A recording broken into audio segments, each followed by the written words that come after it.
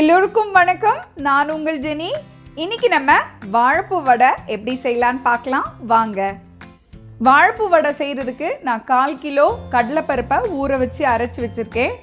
அந்த கடலைப்பருப்பை வந்து ரொம்ப நேரம் ஊற வைக்காதீங்க. மேக்ஸிமம் 1 hour 30 to 40 மினிட்ஸில் நமக்கு வந்து ரெடி ஆயிரும். நீங்கள் அந்த கடலைப்பருப்பை பார்க்கும்போதே உங்களுக்கு தெரியும். அதே நேரத்தில் கொஞ்சமாக ஜீரகம் போட்டு அதை ஒன்றுக்கு பாதியாக நல்லா அரைச்சி வச்சுக்கோங்க. அது கூட நான் வந்து ஒரு 2 வெங்காயம் எடுத்திருக்கேன். ஒரு வாழைப்பூவை க்ளீன் பண்ணி நறுக்கி வச்சுருக்கேன்.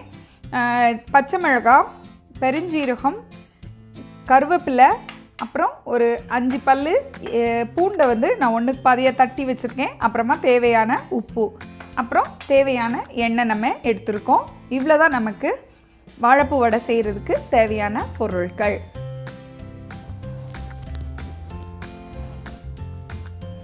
ஃபஸ்ட்டு நம்ம ஸ்டவ் ஆன் பண்ணிக்கலாம். வடைக்கு வந்து நம்ம அரைச்சி வச்சுருக்க கடலைப்பருப்பு கூட வெங்காயத்தை ஆட் பண்ணுறோம். நீங்கள் வேணும்னா லாஸ்ட்டில் ஆட் பண்ணிக்கோங்க. நான் ஃபஸ்ட்டு பாதி ஆட் பண்ணுறேன். அப்புறம் வந்து வாழைப்பூ ஆட் பண்ணுறேன். இது கூடவே கருவேப்பிலை, பச்சை மிளகாய், பெருஞ்சீரகம், ஒன்றுக்கு பாதியாக தட்டி வச்சுருக்கிற பூண்டு, தேவையான அளவு உப்பு. நம்ம இதை நல்லா பரட்டி எடுத்துக்கலாம்.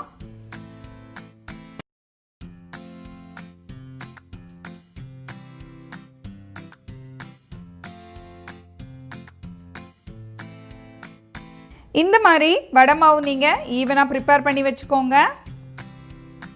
ஈவனாக குட்டி குட்டியாக உருண்டை பிடிச்சி வச்சுக்கோங்க. அப்போ நம்ம வடை தட்டி போடுறதுக்கு ஈஸியாக இருக்கும். அதே நேரத்தில் வடையும் ஒரே சைஸாக இருக்கும். எண்ணெய் நல்லா சூடாயிடுச்சு. இப்போ நம்ம வடை போட்டு எடுக்கலாம்.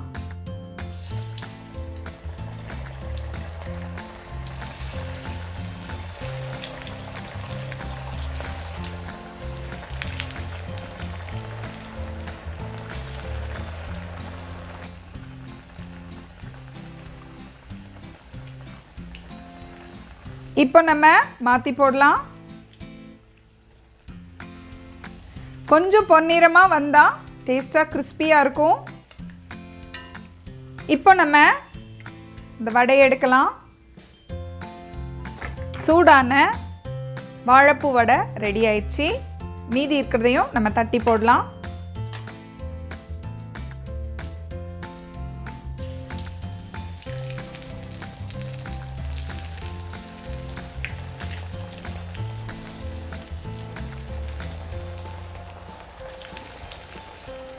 சுவையான வாழைப்பூ வடை ரெடி ஆயிடுச்சு. நம்மளுடைய ஈவினிங் ஸ்நாக்குக்கு இது ஒரு நல்ல ஐட்டம். நீங்கள் ட்ரை பண்ணி பாருங்கள். நீங்களும் உங்கள் வீட்டில் ட்ரை பண்ணி பாருங்கள். எப்படி வந்ததுன்னு கமெண்ட் பண்ணுங்கள். இந்த வீடியோ பார்த்ததுக்கு ரொம்ப நன்றி. வணக்கம்.